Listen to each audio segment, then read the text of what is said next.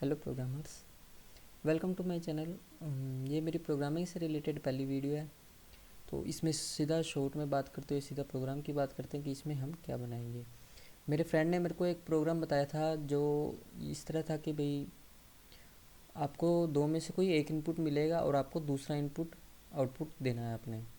मतलब अगर हमने इनपुट में रेड दिया तो ग्रीन आए और जो ग्रीन दिया तो रेड आए। ठीक है, सिंपल सा प्रोग्राम है, लेकिन चैलेंज ये है कि इसमें इस प्रोग्राम को आपको बिना इफ़ एल्स का यूज़ किए बनाना है। ठीक है, अब थोड़ा सा कॉम्प्लिकेटेड हो गया, लेकिन जब मैं बनाने बैठा तो ये मेरे पास 3-4 आइडियाज़ आ गए। तो वो मैं आपको दिखाता हूँ, कुछ इस तरह से है। ठीक है, लेकिन पहले मैं बता दूँ प्रोग्रामर्स को, जावास्क्रिप्ट में होगा ये कोड। ठीक है, और मैं थोड़ा डिटेल में कम करूँगा, शॉर्ट रहेगी वीडियोज़ एकदम। तो स्टार्ट करते हैं। तो ये जैसे मेरे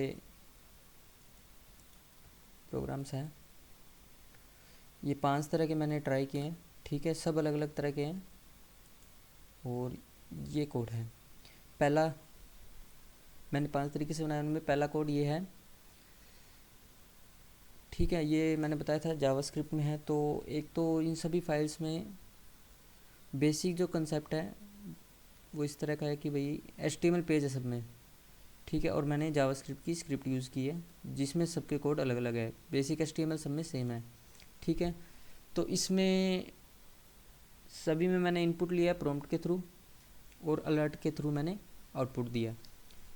ठीक है, तो ये कलर में हमारा इनपुट आ गया। अब पहला तरीका ये है कि इफ़ एल्स यूज़ नहीं कर सकते, तो मैंने क्या किया, टर्नरी ऑपरेटर यूज़ कर लिया। ठीक है, ये एकदम सिंपल है, इसमें कोई ख़ास बात नहीं है। बस इफ़ एल्स के बजाय हमने कोड टर्नरी ऑपरेटर को यूज़ करके किया है। कंडीशन इफ़ अगर ट्रू होता है तो, और ये एल्स अगर इफ़ कंडीशन फॉल्स होती है तो। ठीक है, तो सिंपल ये, अगर कलर रेड होता है तो ग्रीन आउटपुट दे देगा, नहीं तो वो रेड दे देगा, यानी ग्रीन इनपुट होने पे। एक बार मैं आपको ये चला के दिखाता हूँ। ठीक है,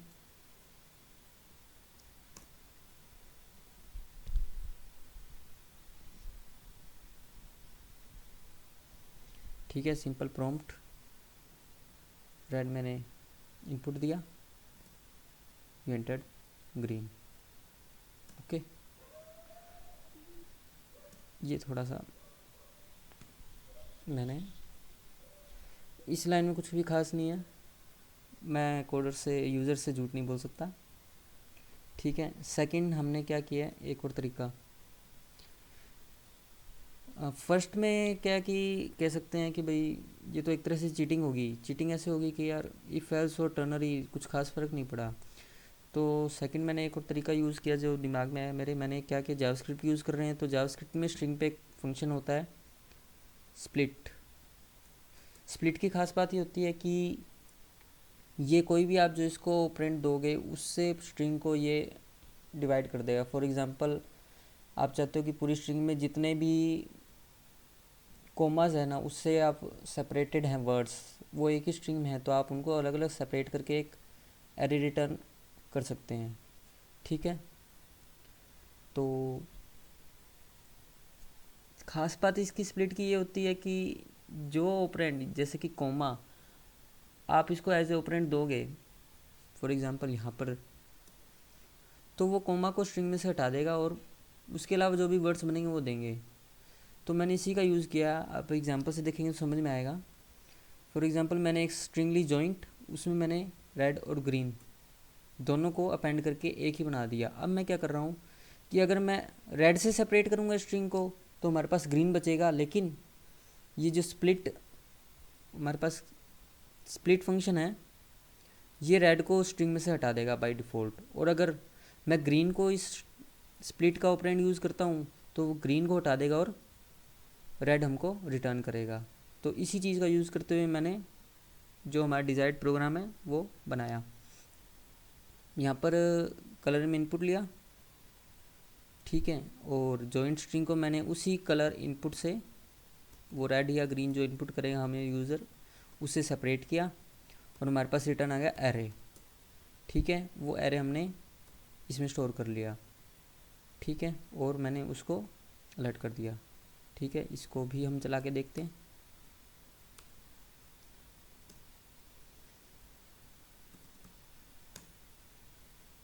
ग्रीन,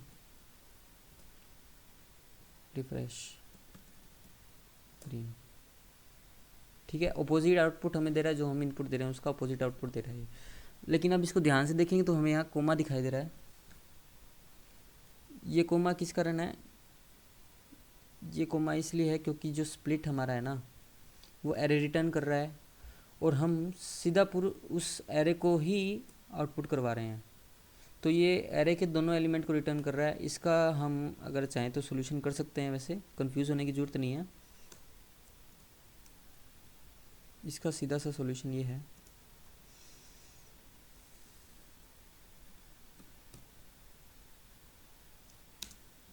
ट्राई करके देखते हैं, मैंने अभी तक करके नहीं देखा। दो एलिमेंट्स कौन से हुए? एक तो एम्प्टी एलिमेंट हो गया नल, यानी कि ये। ठीक है,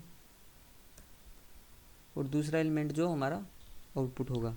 अब मैंने क्या किया कि इन दोनों को ज्वाइन करके एक स्ट्रिंग बना दी है और अब उसको आउटपुट करवा के देखते हैं क्या होता है।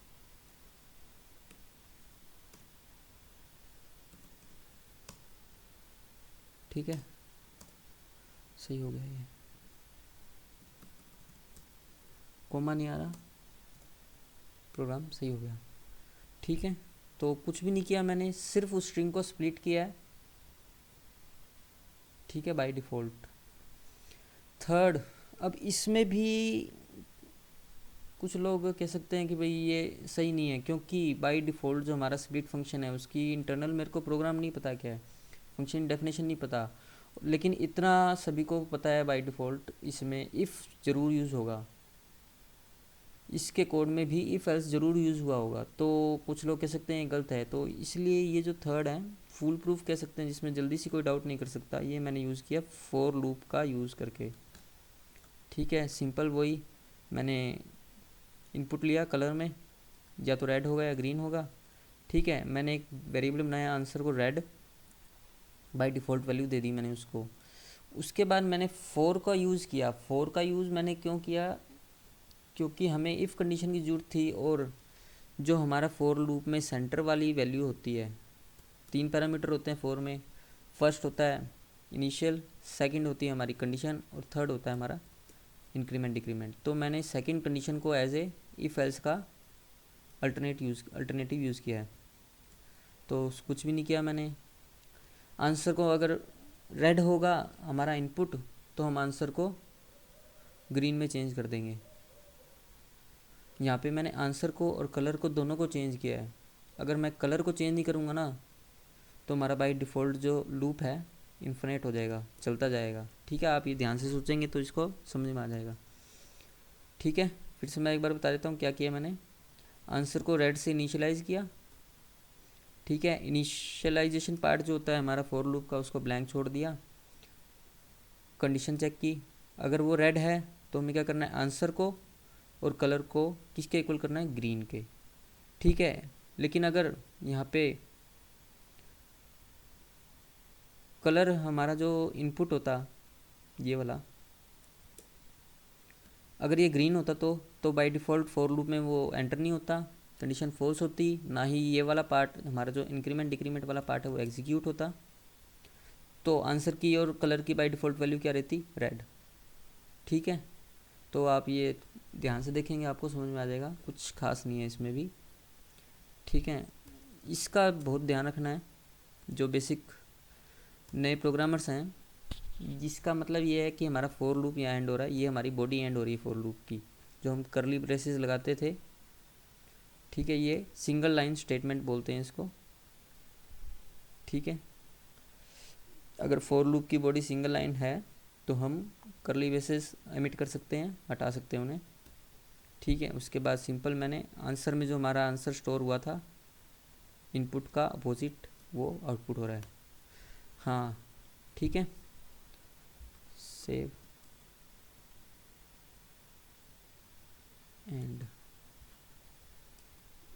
3 नंबर, अगर मैंने रेड दिया input, you entered green, and green input दिया तो यू एंटर्ड रेड। ठीक है, ये भी हमारा सही तरीके से चल रहा है। अब मुझे अभी थोड़ी देर पहले ये दो का ध्यान में तरीके पता चले।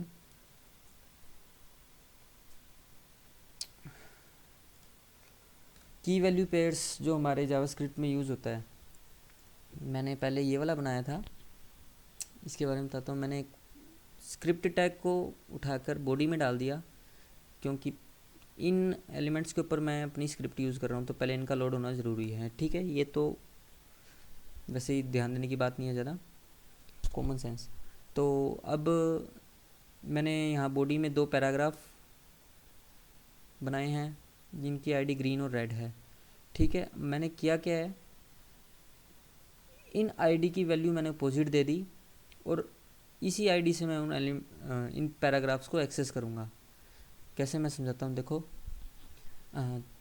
वही प्रोग्राम अपने ऊपर से स्टार्ट करते हैं। प्रोग्राम लोड हुआ, पैराग्राफ लोड हुए, स्क्रिप्ट चालू हुई, कलर और आंसर 2 वेरिएबल इनिशियलाइज हुए, कलर में इनपुट आ गया। उसके बाद मैंने क्या किया, आंसर्स जो हम आउटपुट देंगे आंसर, उसके अंदर मैंने जो हमारे पास इनपुट आया है कलर में, उसको एज ए मैंने आईडी यूज़ किया है। देख रहे हैं आप? ठीक है, मतलब अगर कलर में हमने डाला ग्रीन, तो कौन सी आईडी एक्सेस करेगा, डॉक्यूमेंट से कौन सा एलिमेंट उठाएगा, ग्रीन आईडी वाला। ग्रीन आईडी वाला एलिमेंट ये है हमारे पास, इसकी वैल्यू है रेड। डॉट इनर HTML से मैंने वो वैल्यू निकाली और आंसर में डाल दी। सेम अगर कलर की जगह रेड होता इनपुट हमारे पास, तो हमारे पास ये वाला एलिमेंट एक्सेस होता, इसकी वैल्यू इनर HTML है हमारे पास ग्रीन, तो आंसर में ग्रीन चला जाता।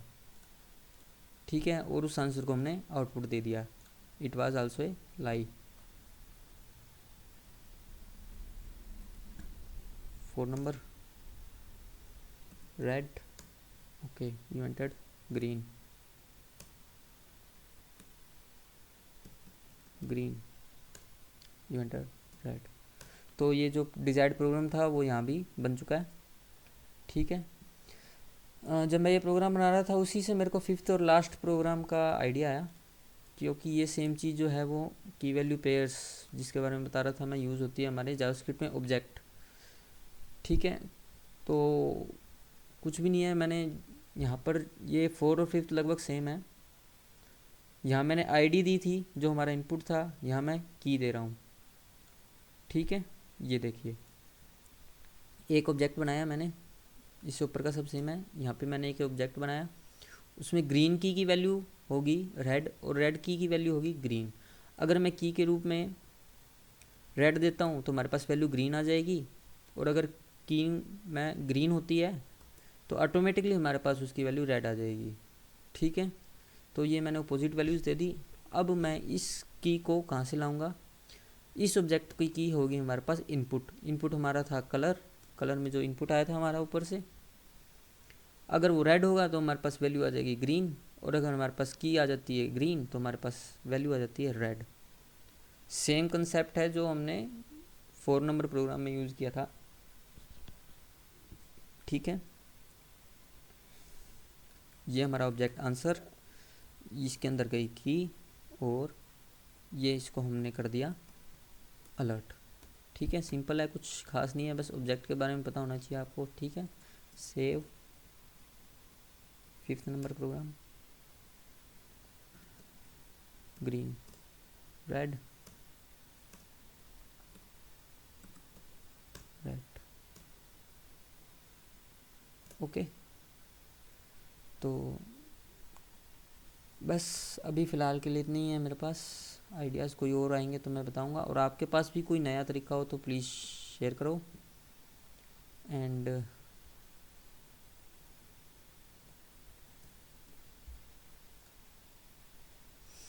ओके, कैसे लगे मेरा प्रोग्राम बताइएगा मुझे। और ये मेरी फर्स्ट वीडियो है, आपको अगर कोई और भी टॉपिक पे अगर आपको डिस्कस करना हो, या जावास्क्रिप्ट से रिलेटेड, HTML से रिलेटेड कोई बेसिक आपके डाउट्स हों, प्रोग्राम आपको कोई चाहिए हो, कोड समझना आए हो, तो प्लीज़ कमेंट करें, फीडबैक दें अपना, कैसी लगी वीडियोस। Thank you.